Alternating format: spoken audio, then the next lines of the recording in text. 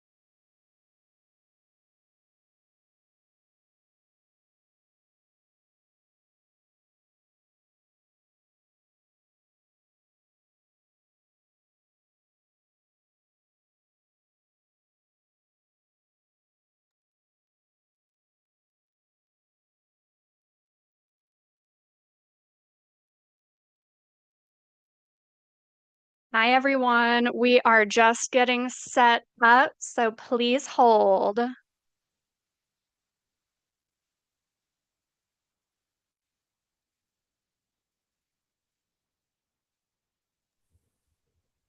Okay, I have returned. You've returned, Bruce. We are now live, just so you're aware. And I'm also going to record this while it's on my mind. But welcome and thank you so much for joining us today. Um, and where are you zooming in from? Amherst, Massachusetts, which is the western part of the state. Are you familiar with it? I am not familiar with much of anything on the East Coast, so no. Well, I live in an area that has many signs of higher intelligence, and there's colleges everywhere. The Hmm. town I live in has Amherst has the University of Massachusetts, Amherst College, Hampshire College, and the next two towns over are Mount Holyoke College and Smith College. So Okay. there's it's a little pocket of um, education, I guess. There's a lot of other things that go on here, but it's very cultural. I love it because it's rural and there are mountains and farms everywhere, and yet you can drive 5 miles to see a first class concert or show or a lot of venues. The universities bring in things too. That is really special to be in like a place that kind of walks the line between rural, but also very like a lot of cultural activities going on. It's kind of the same way where I am. I am based out of Springfield, Missouri, and so it is like a major college town. Hmm. Granted, a majority of the colleges here are the Christian colleges. Yeah. But also like some non-religious colleges as well. And it's really nice to just be able to like I live in the country like 30 minutes out of town, and it's so nice to just be able to do both, to be completely remote, but also go to a concert if I want Yeah. to. Yeah. So It's yeah, that's well, that's why I live here. It's a really nice compromise with reality. There's a little downtown with lots of restaurants that's a mile from here, and there are farms and woods right out back. And the wildlife is crazy. I mean, we have several times a year bears come onto our back deck, and mm-hmm. one came a couple of weeks ago, and I opened the door and it was yelling at it and just looked at Oh me. no. A 400-pound monster, and with two of them actually. And I can usually get rid of them with pine sol spray, but I couldn't find my bottle, so I pulled out one of my Irish tin whistles and started blowing on that thing at the higher registers, and that freaked them out. Boy, they ran away, Wow, galloped that's good to away. know though. So Pine that's sol you in live a down, tin whistle. yeah, you live in the town, in suburbia in a way, but then you have that going on.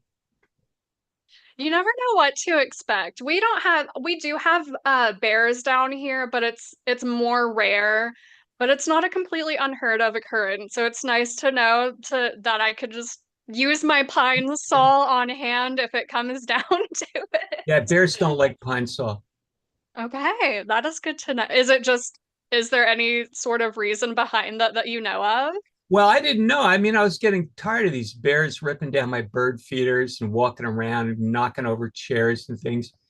And I did some looking on the internet about bear repellents, and I found a guy who I guess was out west did a scientific study where he set out these little stashes of different kinds of food. Well, he put food out, but then he had different kinds of repellents around them, and he had bought these very expensive bear repellents in a lot of cases, and then he had controls with no repellents, right? But he thought that pine sol was absolutely as effective, if not more so, than these expensive ones. So I thought, well, that's a good idea because I can get pine sol right at the store. So Hmm. one time I chased a bear with it, and he went right up a tree. Oh my goodness. That was kind of dumb. I shouldn't have done that. Yeah, probably not. But sometimes, I mean, it adds to your legend and lore. Now we can say, I'm interviewing Bruce Yeah, Scofield, a renowned astrologer, and also bear chaser. yeah. So that's good for your brand and reputation. Yeah, what was even better about that experience was my wife was taking care of some little girls, and one 3 or 4 year old girl was standing on the back. We have a slider, full window slider, and she's the one that said, there's a bear." And I came running out and grabbed the pine saw and went after it. And so I was her big hero after that. Oh, that is It really was like sweet. was like like 2 or 3 feet away from her on the other side of the glass, and kind of freaked her out because it was way bigger. Yeah. I'd be freaked out. I would be freaked out. Okay, and it looks like we have a few people streaming in. So welcome everyone. I'm here with Bruce Schofield, and I will just jump in to our introduction. But we're here for the Kepler College Astrology Book Club author Q&A. For those who don't know, my name is Misty Lane, and I am the book club admin over on Facebook. I'm here today with Bruce Scofield, author of our April book of the month, The Nature of Astrology, the History, Philosophy, and Science of Self-Organizing Systems. Bruce Scofield began studying astrology in 1967 and maintained a private practice as an astrological consultant, writer, and conference speaker for over 45 years. He has professional astrological certification from AFA and NCGR, is the author of 8 books and numerous articles on astrology, and has written on other subjects as well, including science, archaeology, history, and hiking. Astrological hiking would be fun. Yeah.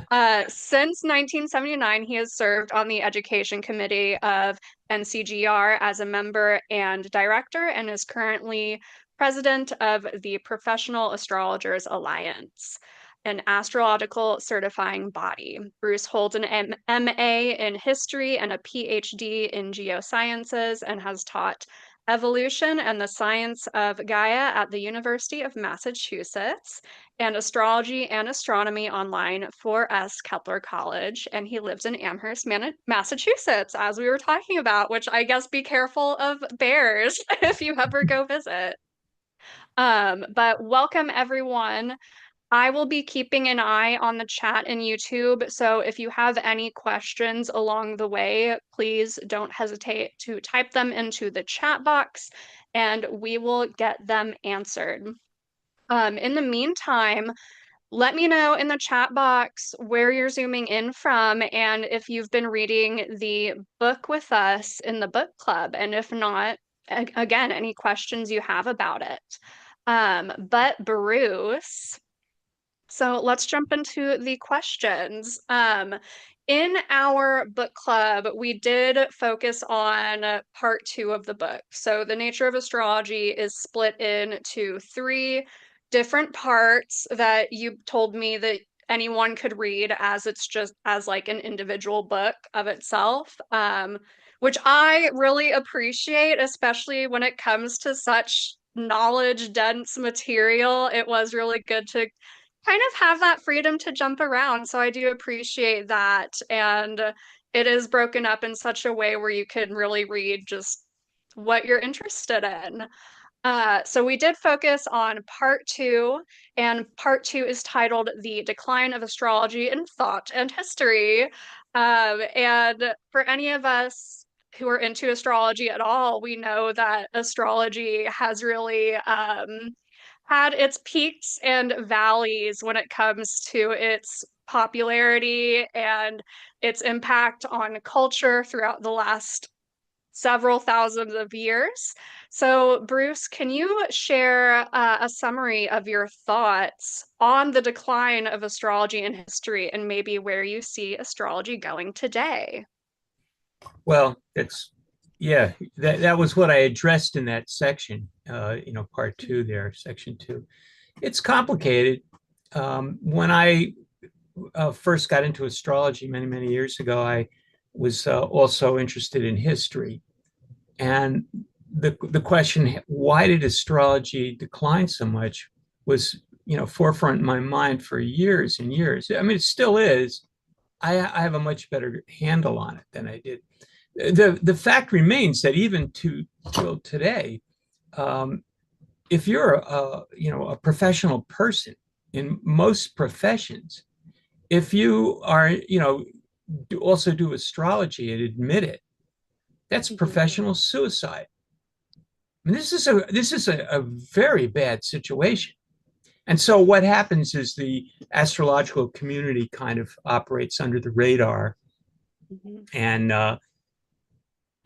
consequently is better known by the less educated segments of society, and not entirely, but to some degree. And it is changing. I mean, there are some people in astrology that are working at the academic levels and having conferences, but even there, they can't really call it astrology. Nick Campion in England, he was one of the, first teachers at Kepler. And he has a program, an academic program out there that's called cultural astronomy, and that's Mhm. how you get away with it. And he's uh, investigating, and he's teaching classes, and they're investigating the role of astrology and astronomical symbolism and so and so in historical and even ancient societies. There's archaeologists that are involved in it. So you can kind of do astrology in the dominant society, but it's got to have a different name. Astrology is it's a hot potato. Nobody wants to go, people don't want to go near it. I taught at the University of Massachusetts for around 14 or 15 years, and virtually no one ever asked me an intelligent question about what I did. And I would bring that up every once in a while, and people they just didn't want to talk about it. They didn't want to be associated with it. So on the other hand, what could they say about me? I was like, right up with everyone else. I got a doctorate, and I did it on astrology. Basically, I tested astrometeorology, and I had my committee, pass me because I did everything right, and I found some results. I basically found a strong correlation between temperatures and Saturn, which is, it's mind-boggling that Saturn could actually affect Earth's temperature. And I didn't That is have an explanation. mind-boggling. Yeah, and one of my advisors was, a professional meteorologist, and he called it voodoo meteorology. Mhm. So, this is just by way of saying that the second part of the book, the middle section, really addresses like, how did this happen? How did we get in such a place that people can't even talk about this subject? Educated people cannot talk about it. They can't identify with it. They'll get in trouble. So, what I do is I spend a lot of time looking at, the underlying assumptions of society. What might be called the ontology. The assumptions that we make, and to a large extent, our Western culture is underlain by Christian ontology. The Mhm. assumption that humans are a special case, and that we have this special relationship with God, and we have to choose to have that relationship. We have to accept. We There's a big emphasis in the Christian worldview on free will. Mhm. You have to choose. You have to be born again. You have to choose to accept. I mean, this goes back to Christian mythology, like Adam and Eve. They made a choice. They chose to eat the apple. And it's that got them in trouble. So if you don't have choice, then a lot of Christian ideology falls apart. So this is a very important thing. What I'm saying basically is one of the culprits here, probably the biggest, is religion. Not just science. That So I go is through that. I an talk all excellent about point. that. Yeah. Yeah, and I did have a question about that because it is such a big player and such a like especially religion has been so prominent in the decline of astrological practice. And you actually opened chapter 9 with a quote on the topic, which if I can find that, I think I bookmarked it. But I did want to read just a little excerpt where it says, um, we have received authority and a mandate against knowingly persons reading or retaining books and writings on astrology and divination, That's from or the in Pope. books which contain such things, and the investigators will proceed freely and lawfully to punish and coerce them with worthy penalties. So even our little book club here would definitely have been lawfully punished back in that time. Um, but it just boggles my mind that even the church had such a hold when it comes to the laws of the land and got to a point where they were banning the reading of books on the topic. Yeah, that quote was from the Pope. Hmm. I had to track that down. There were references made to it, and I finally wound up going to a seminary school in or a Catholic seminary school in Ohio and to the library. And the librarian was just delighted to have a challenge to track this down. It was in Latin, and then I translated that. But oh yeah, there were confiscations of astrology books, and that quote from the Pope, um, was a papal edict, or what's the other term for it? Papal bull. The the case was that a lot of the popes were actually using astrologers, hiring them or working with them, and yet at the same time they were putting out these disclaimers. So the whole thing is very convoluted, and to understand it is to enter a world that's so different than ours in many ways. However, it has one thing in common. It was a time when people could hold conflicting views. Now, in our world today, we have numerous examples of people that just hold all sorts of conflicting views and act like it's no big deal. So anyway, the role of religion in the decline of astrology is very important, and I go into great detail about it, reasonable amount of detail. Let's put it Hmm. that way, because it just is a bottomless pit. Absolutely.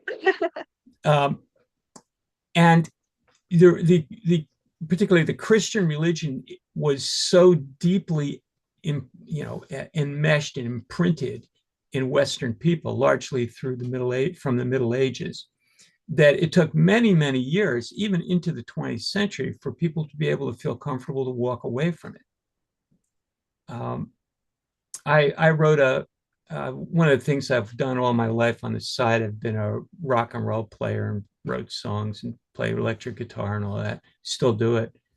But wrote a song in the 1980s. It was kind of a new wave song called "Put Your Mind in a Uniform," and Oh.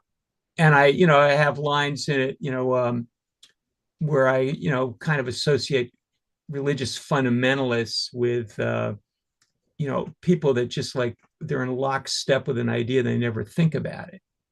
Hmm. And the chorus is, put your mind in a uniform and you'll feel so safe and secure. You'll forget to think for yourself and you'll try to make everyone be like you. Now that was a reaction to what was going on in the early 80s with the Reagan people. But I Right. I had people, one guy in my band and other people listening to it that were upset, that were like insulted by that song. So, it got a little bit of airplay, but then, it went on the back burner. It didn't go anywhere. So by Hmm. as late as 1980, you couldn't really talk about Christianity, religious fundamentalism, in a way that, people would regard as normal talk. People were taking this as an attack. Now, that's not that long ago. What? No, absolutely not. And I So I would say it's still somewhat like that quite a bit. yeah, well, It's slow change. yeah, it's having a comeback lately. So there were people that rebelled against it, but they usually got in trouble. Hmm. And any kind of criticism of religion could have you killed. Even Giordano Bruno was burned at the stake for a number of reasons. One of which was suggesting that there were alternate worlds out there, other worlds with other beings. But he also, was kind of a pest to the Catholic establishment at that time. There were a lot of reasons for it, but they burned him alive in 1600. And Johannes Kepler's mother was, tried as a witch, and he had to give up his work and do his own, defend her. I mean, it was I crazy did stuff not was know going on. that. Yeah. So you have that Wow. happening. That's the background. I should mention also that Darwin in the 1850s and 60s was threatened by religion big time. Hmm. His wife was real upset about it because she was a devout Christian. So this was just people were being affected by it all through society, intellectuals, not just astrologers. Then there was this scientific revolution, quote unquote. Whether it was exactly a revolution or not, it's hard to say, but it started with astronomy.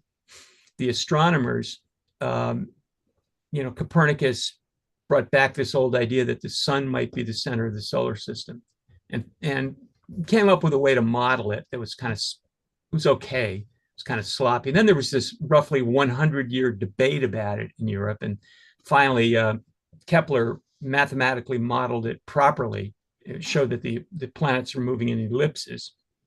And around the same time, Galileo uh, got a telescope from some guys in the Netherlands that made them, and turned it onto Venus and the sun and the planets, and noticed things like Jupiter had moons and the sun had spots and Venus would be a crescent. And that only made sense in the context of a heliocentric um, solar system. So that led to a lot of things. That led to the idea that maybe ancient science wasn't quite right.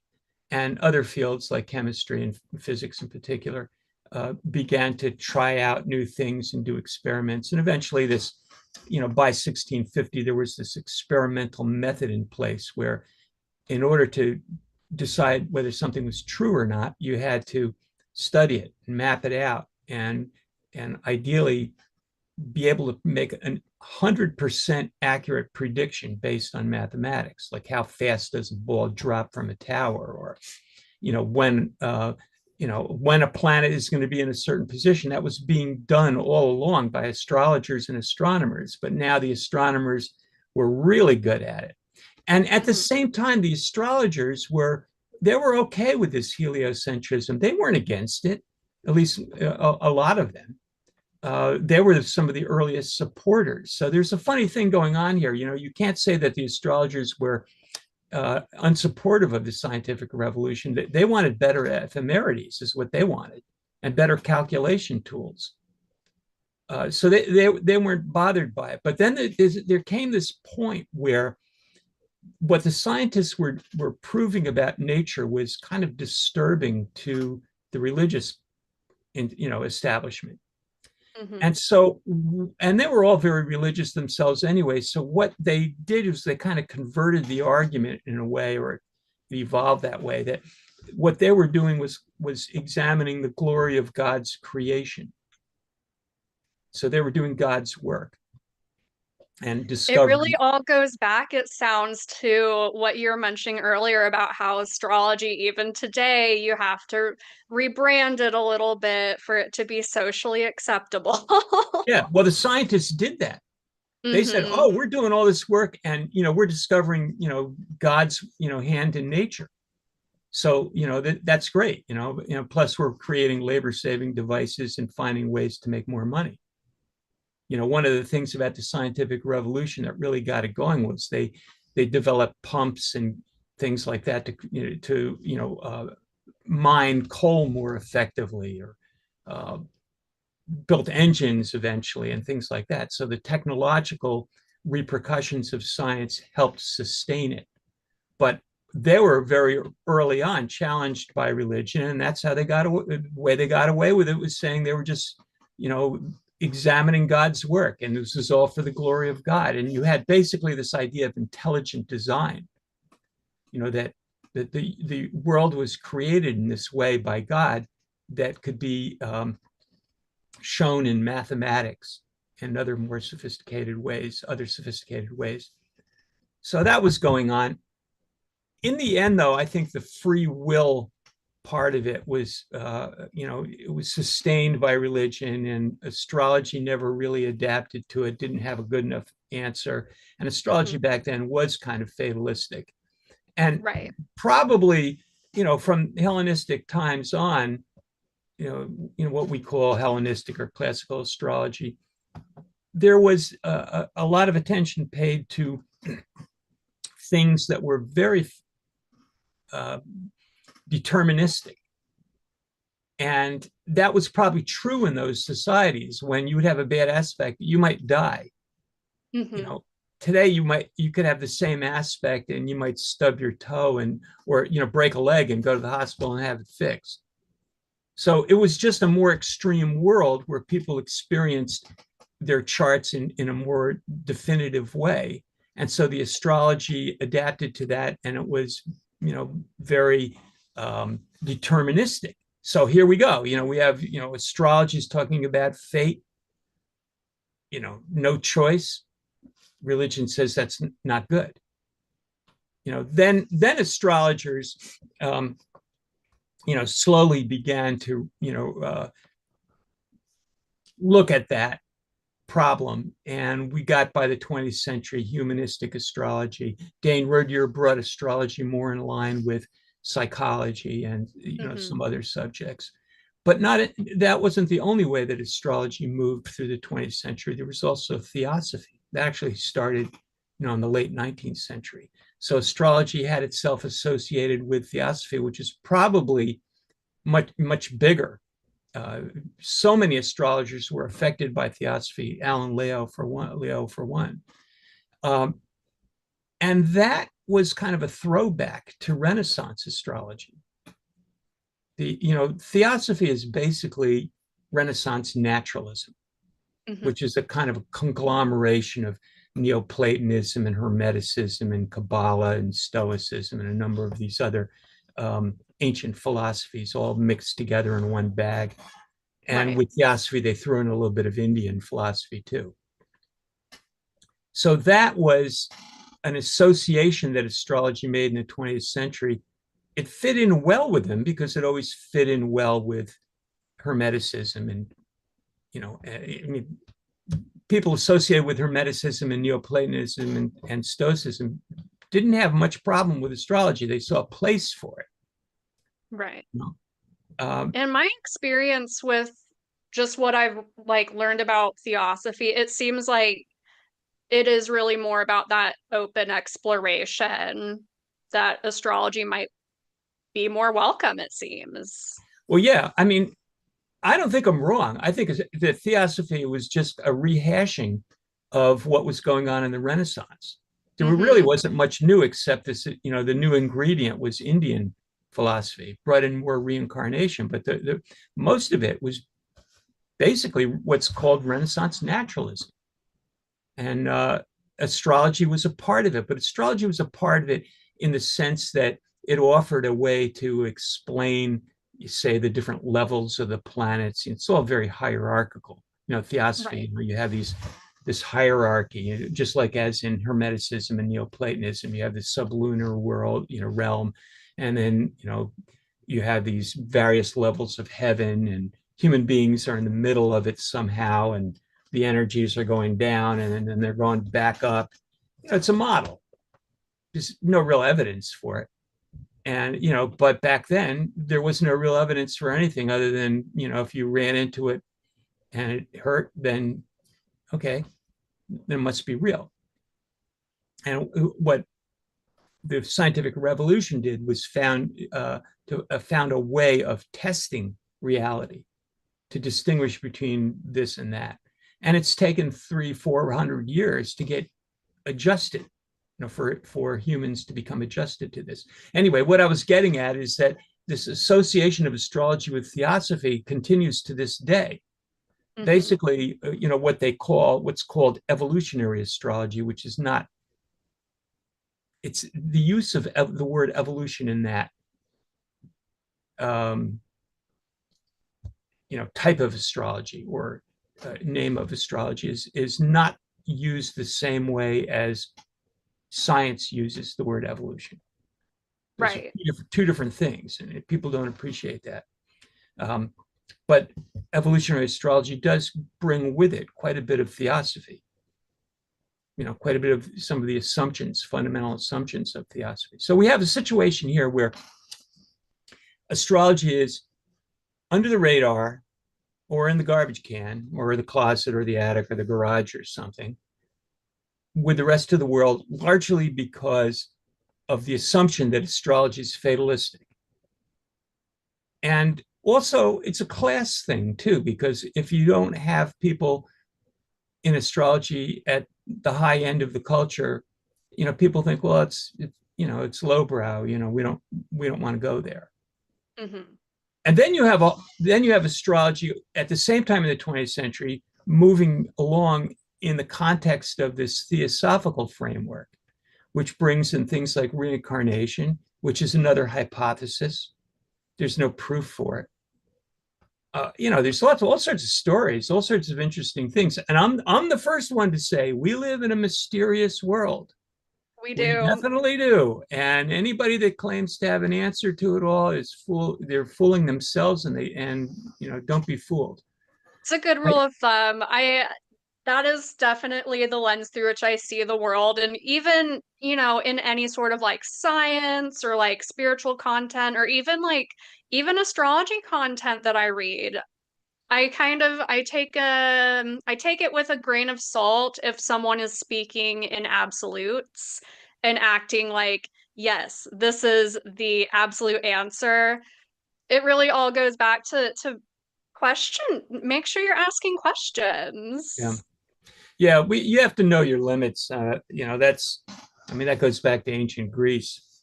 Yeah, and, just realizing how little we know is humbling, and that can keep you in a Hmm. good frame of mind. On the other hand, we got to know stuff, and there are different ways of knowing things. And the easiest way to know something is just to believe it. Hmm. We have a president today that operates under that assumption. That if you say it enough times, it becomes true. Right.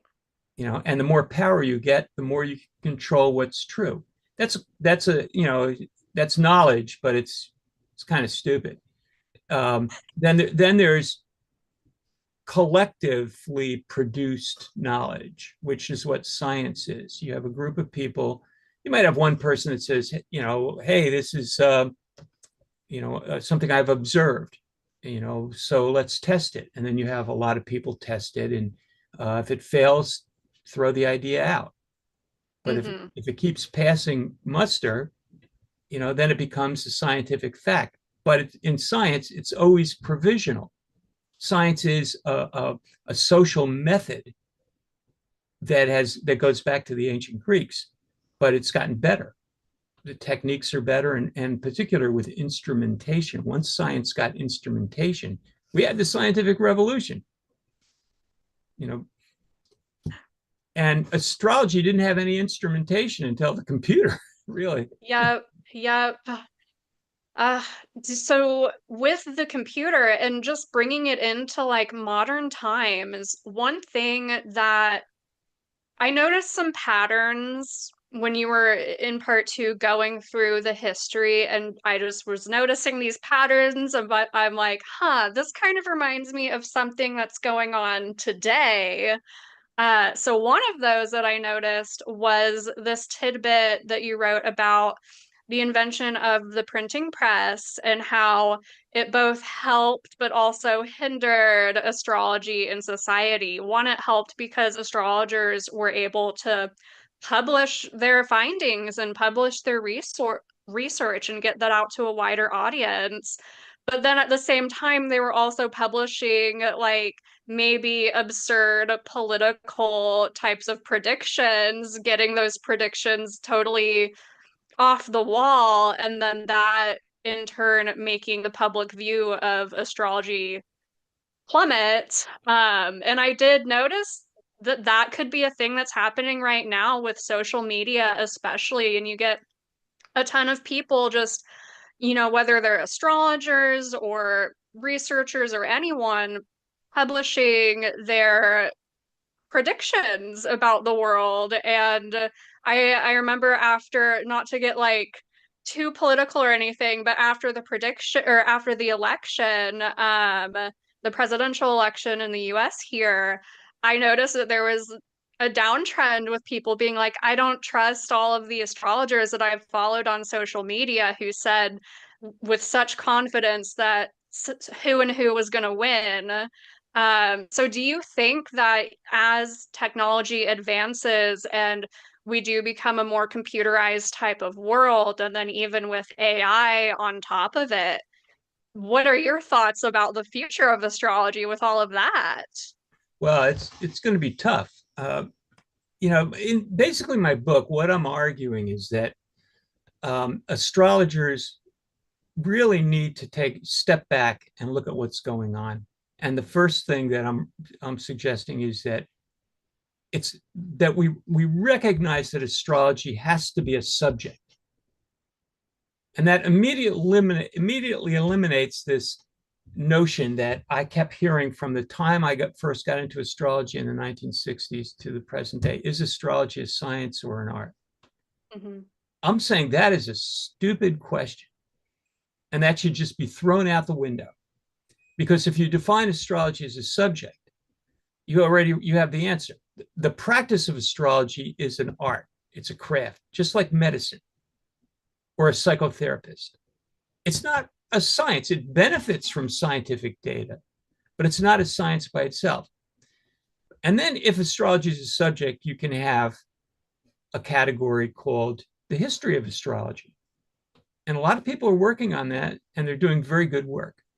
We know more about the history of astrology today and in the last 30 years than ever before. It's fantastic. And people are analyzing it and discussing it and seeing all these other things that were unknown, 40, 50 years ago. And then there's another category, could be research in astrology. And there is research in astrology. That's not a practice, that's a science. If you do research in astrology and you do it properly, it's the same as doing research in psychology or Hmm. sociology or other soft sciences, you might call them, or actually even hard sciences. But the problem when you do hard sciences, you have to have units to measure. And in Right. astrology, getting actual units is very difficult because it's more descriptive, which is why for my PhD thesis, I worked with temperature, because have units. You have, yesterday it went down to 22 degrees, right? That's a Hmm. definite unit. You go to somebody who says, well, this person's got 3 planets in Aries. Well, what's the number? Hmm. You don't have a number, right? But so the same problem arises in psychology, and they figured ways to do it. So you could have a category in the subject of astrology that does research, and that is a science. And then you can have theories of astrology that could be related to the science in some ways. So if you see astrology as a subject, that's a start on the way to really reconfiguring, what we do. It's Unfortunately, almost right as if now, through that lens we can take a step back yeah. from attaching all of these connotations to astrology, and then we can just take that objective step back to be like, this is what it is. At the end of the day, you're still doing, on the scientific side, still doing, following that scientific process, and astrology can just exist as a subject to be studied and not have anything beyond that happen. Well, if it continues to just be a practice, it's not going to. It's just going to go around in circles, and you're just going to have Hmm. people operating in their own private Idaho, looking at the latest technique, and it'll be the technique of the week, or there'll be something like that. And I think with AI, you're going to find that readings are going to become free, because you can just ask Chat GPT or Yeah. Gemini or some of these other ones, and they do readings for you, and they're pretty good, and they're getting better all the time, right? So that's going to be kind of a weird thing and put a lot of people out of business. And then you're going to get some people that are really good at astrology and they know how to use AI, and they're going to get some attention. They're going to actually get some results, and then that's going to get publicized, and then they're going to wind up on TV, and they're going to represent the entire field of astrology, which is what happens still today anyway. Who Hmm. represents astrology? Who is the face of astrology? It's whoever hustles best. Yeah. We lack institutions. We have some, like Kepler College, and that's why I support Kepler College, because we need it. The field of astrology needs a solid educational institution that has shown its ability to grow and improve and represent the field of astrology. So if CBS needs to interview an astrologer, they should go to Kepler rather than just somebody who happens to have a magazine column that they got because they know how to write in a certain way. um, well, anyway, Yeah. you see where I'm Having going with having this. that institution, it keeps people professional, it keeps people ethical, and also allows us to come together as a community and to form connections with each other as astrological professionals and enthusiasts. So I definitely agree with what you're saying that there does need to be those more institutional bodies to help keep us on track. Yeah. There's also the issue of certification. Now, Kepler offers, a certificate, and I'm involved with the PAA, the Professional Astrologers Alliance, which is a a certifying body that budded off of NCGR. It's not part of NCGR. It exists completely separately. It had to do that because of for tax purposes. But it's what we do. We have a small board, and we explore what really should be tested in astrology and try to make it as broad as possible. If you complete the Kepler certificate program, you automatically come into the certification at level, with levels 1, 2, and 3 completed, and then level 4 is more complicated. But we need things like that, to show the world that we can kind of sort of police the ranks, really. Otherwise, it's just a free for all. Hmm. Whoever has the the genes for hustling and selling are going to go further than those that don't, and yet those that don't may have a lot to offer. So this is a tough time, and I think Yep. that the first step is to start defining astrology as a subject, and see that the practice is, even though it's 99% of the people that are in astrology, it needs to be seen as a practice and be better regulated.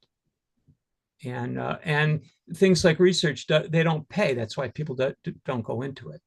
And the institutions can help on that. Um, yeah, so I think You've got that right. that's one of the points of the book, really, is that astrology needs to redefine itself, or better define itself. I mean, it Better is. define itself, I would say. Better define itself. And I have the book, if I green screen. It was a really good read. I'm still working on reading the rest of it. But everyone, I would highly recommend if you haven't been reading the book along with us, this is such a great resource. Bruce is obviously a well of knowledge, and you make a bunch of excellent points about the history of astrology and getting us to that future that we need for that longevity, especially. Yeah, Okay. yeah. And everyone in the chat, it looks like our chat has been full of people. Hello, everyone. We are almost at the top of the hour. So if anyone has any questions for Bruce, type them in right now. Otherwise, we will wrap up. But while we wait on that, so along the lines of everything that we've been talking about and astrology needing a rebrand, there was also the topic of in the book that you talk about of topic astral magic, and its impact on astrology's reputation in a negative sense, which I'd like to talk about just because it's still going on. Oh, it is. Yeah, It is still going on, and I will find myself, I'm a moderately woo-woo spiritual type of person, like moderately, but not to the extent that people think I am when I tell them that I'm going to astrology school and that I study astrology. I find that in those interactions, people with their preconceived notions on the topic, they have that automatic assumption that I know all about all of these types of magical practices. I'm like, not really, no. So that is something that we're still very much dealing with today, and it is very possible that even a ton of people in the chat here, in the book club, and people taking classes potentially are more of that metaphysical, more magical type of sort. Um, but it ultimately does kind of really impact astrology's reputation and potentially is another thing that's holding us back. So do you have any thoughts on that? Yeah, I think that, let me back up and just say that we all know that the astrological symbolism is very interesting, and it is a it maps out the world around us in a very unique and I think very accurate way. And so astral magic uses that to act on nature. So Mhm. astral magic or magic in general is kind of a Mars Pluto thing. It's like it's pushing out. And if nothing else, it might say something about free will. Yeah, That free will in astrology exists, and the critics of astrology really don't know anything about the subject. I mean, I point that out in the book that astrology was rejected for its assumed fatalism, but none of the astrologers would go along with it. They had very different views, but that was ignored. So I'm not dismissing astral magic. I'm just saying that hmm, what I'm just describing what it is, and I think that it can survive in astrology as long as it's labeled in the general category of astrology as a practice and maybe as like a sub-discipline of some sort. Because we do have people in psychology, for example, we have mainstream therapists, but there are a lot of non-mainstream therapists that do different things that combine different healing techniques from different parts of the world and so on. But they have names for them, and they operate in kind of a parallel universe of some sort. But it's certainly not science. right. It's a practice of some sort. It's a craft. And it's possible that it could be tested, but then you'd have to bring it into the category of research and look for those units or find some way to actually prove something. Anyway, so I'm not dismissing it. I'm just saying that let's Right. let's be real, and it's a subcategory in the category of the practice of astrology, and it certainly does incite a kind of a negative reaction in a lot of people. So it's probably not all that good for the overall reputation at this point until until the field defines itself more precisely. Right. That makes a lot of sense. And I would agree that it shouldn't be dismissed because obviously a lot of people are empowered by it and it does kind of, like you said, take that power back when it comes to free will. But yeah, it sounds like it's all going back to what can we do to rebrand? Yeah. So yes, and we do have one question along the same lines. He asks, do you consider astrology a form of divination?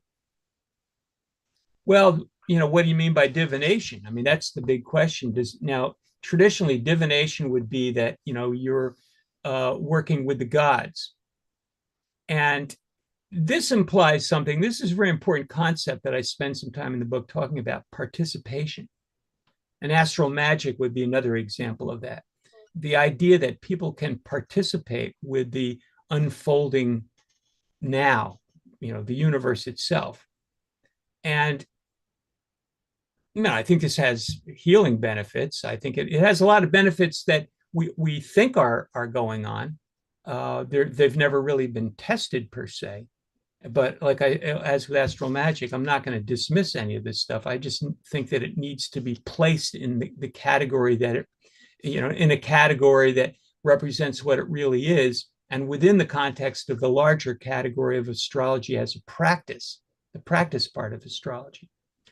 But participation, is a thing that our scientific tradition has rejected because it doesn't know what to do with it. Mhm. So because of that, it also doesn't have, very much acceptance. Um, but that's what it is. It's participation.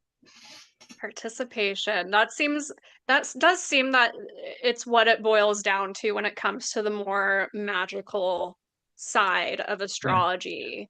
Okay, and that looks like that is it for our questions. So Bruce, where can people find you to follow more of your work? Well, I haven't kept up with it for a long time, but I have a couple websites. One is called onereed.com, onereed.com, and I have some articles up there. I had a big interest in, and I still do, in Mesoamerican astrology. And there's also a website, naturalastrology.com, that I started a while back, but I haven't kept up with it. I'm at the point in my career where I don't have any energy left for hustling. Yep, the hustling gets hard. I feel sorry for the people today. When I started, I was printing up business cards and sending out a newsletter, and I didn't have to deal with the internet. It wasn't there. It was, during Yeah, my now you career. have to do a little dance on social media. Yeah, yeah. It, Oh, so it's but that's a different okay. kind It of thing. sounds like you have absolutely earned your rest time and you've earned that freedom to not hustle. So that is what we should all strive for in our professional lives. But thank you to everyone who watched and who said hello in the chat. I appreciate you all so much. And thank you to you, Bruce, for joining us. For May, we will not be hosting a book of the month. Instead, to make it more accessible to everyone in the group, it will be focusing on blogs throughout the month of a particular topic. So I will start a poll in the Facebook group to see which topic everyone seems the most interested in, and then we will read some blog posts throughout the month on that topic. So keep an eye out for posts about that. And again, thank you, Bruce, for joining us today. And I hope everyone has a wonderful rest of their week. Yeah. Thank you, Misty. My pleasure. Thank you.